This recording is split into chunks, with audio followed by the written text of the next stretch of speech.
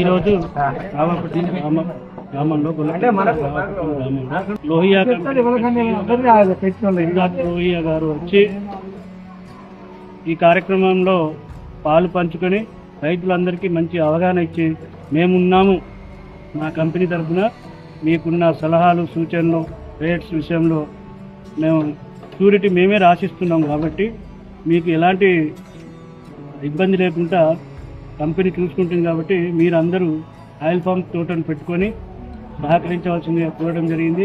వారి చేతుల మీదుగా నా గ్రామంలో రైతులను ఒక 10 మంది రైతులు పామ్ ఆయిల్ తోట పెట్టిన రైతులకు సన్మానం చేయడం వారి చేతుల ద్వారా ఎంతో స్ఫూర్తిదాయకము.